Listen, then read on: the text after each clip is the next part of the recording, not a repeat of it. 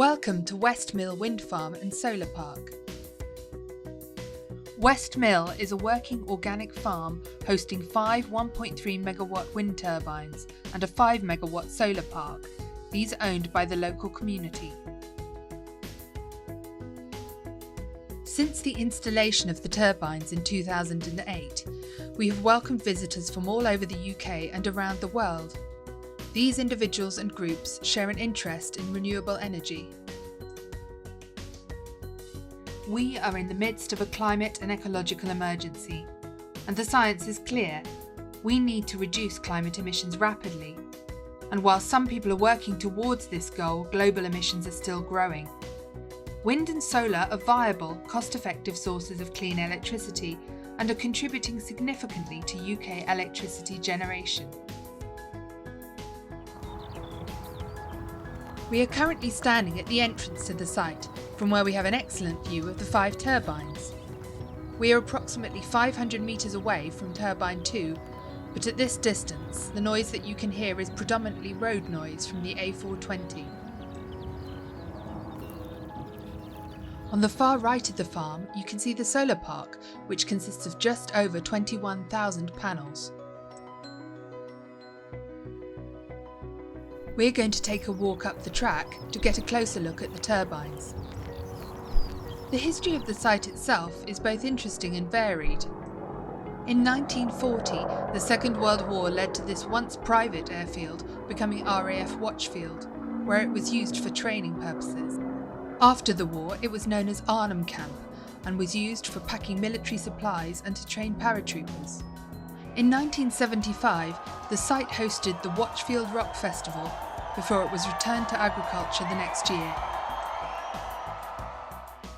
In 1992, the farmer and landowner Adam Twine decided it would be an ideal site to build a wind farm due to its high flat location. In fact, locally, only the Ridgeway and the White Horse are higher. Thankfully, Adam was both determined and patient, as the process was far from straightforward. It took 16 years from conception to installation, including 3 planning applications, the last one of which took 4 years to get a decision. As we approach Turbine 2, we can hear the sound made by the rotation of the blades and see the structure more clearly.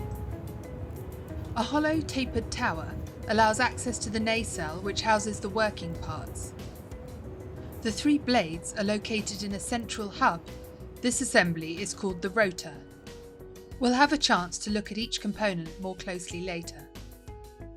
All our turbines, including Gusty Gizmo and Wind Warrior, were named as part of a competition involving children from local schools.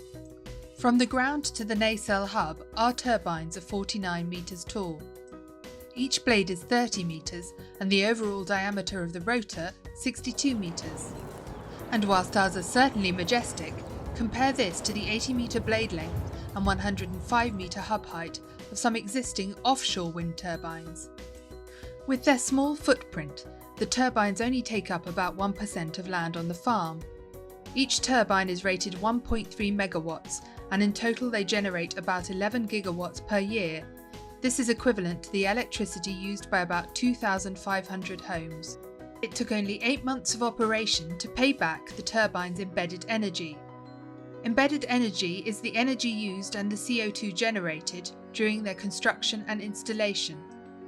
With an anticipated lifespan of 25 years and an annual saving of 5,200 tonnes of CO2, the environmental benefits are clear. We use a handheld device called an anemometer to measure wind speed, and these are also used on turbines. Approaching Turbine 3, Spinner X, we can see the anemometer and a weather vane on the tail of the nacelle. These measure the speed and direction of the wind, and the turbine uses the output from these to decide whether to start or stop, which angle to pitch the blade, and what speed to rotate. Using an animation, we can see the internal workings more clearly. The wind turns the blades, which turn an electric generator, which produces electricity immediately. And when the wind is over 12 meters per second at hub height, the turbine will generate 1.3 megawatts. closer look enables us to see the shape of the rotor blades. These are aerofoils, and just like aeroplane wings, the shape creates lift on one side and drag on the other. The lift and drag forces acting on the blades cause the rotor to turn. The blades change pitch or angle to maintain power for different wind speeds and also prevent overspeed.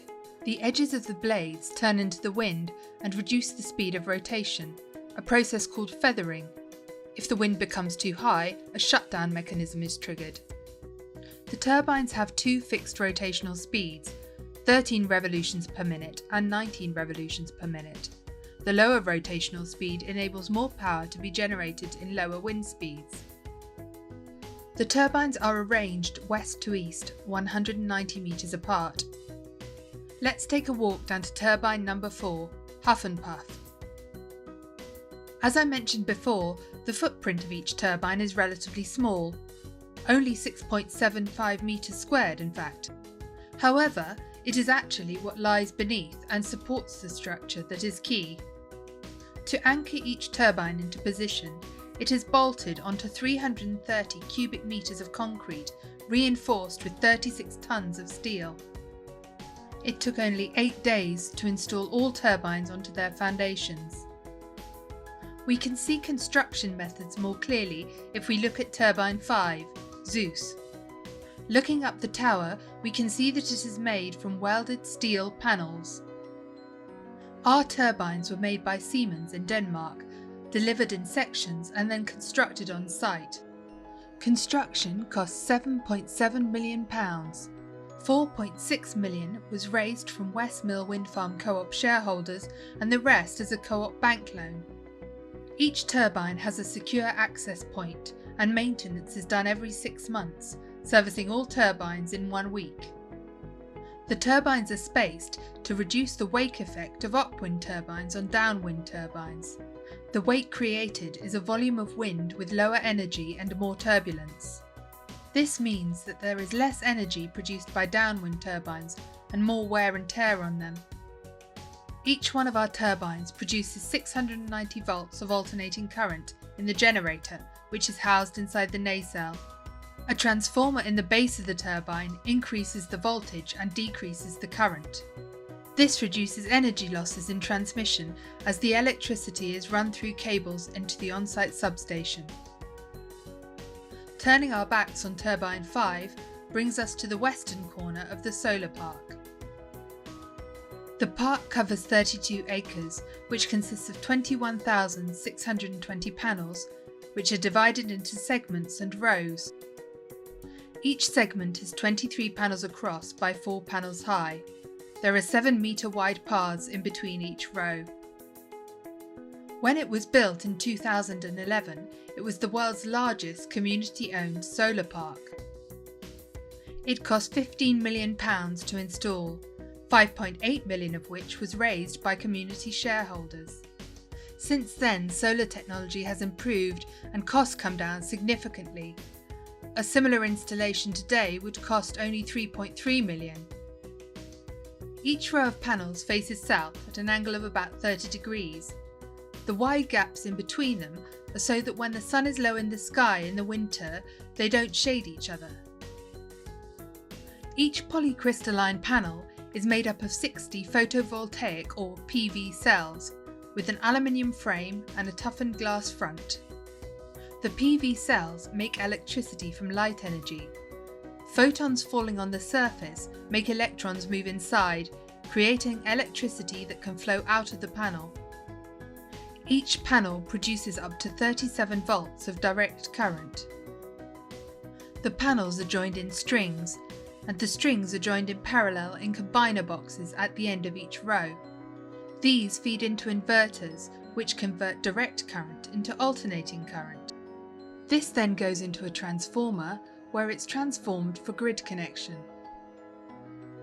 Our panels are controlled and monitored remotely in Shepton Mallet, where the operations and maintenance team can see individual panel failure. The panels do not require cleaning and create almost no noise or vibration. They are not particularly visible from outside the park and are shielded from the road by a field hedge. Unlike the battle for the wind farm, planning for the solar park was granted quickly with little or no opposition. Each panel is rated 225 watts and the site produces 5 gigawatt hours per year. This is equivalent to that used by about 1,600 homes. It took about 2 years to save as much CO2 as was used to construct the panels, which have a life expectancy of 20 years, making a saving of 2,300 tonnes of CO2 each year. Alongside such significant savings, there are other real benefits to the site. Since the introduction of the wind turbines and the solar park, we've seen a real increase in biodiversity. Watch out for red kites, skylarks, corn bunting, hares, and even orchids. Land under the turbines and in the solar park was planted with wildflowers, making it a rich resource for pollinating insects. Here at Westmill, we're working towards a cleaner, lower carbon future, but we all need to work together to tackle climate change. We can all stand up for a green future and lead in our own families and communities, in our conversations and in our actions and choices. Thank you so much for joining our virtual tour, and we really hope to see you on site in the future. For more information, please look at our website, where you will find educational resources and contact information should you wish to book a visit in the future.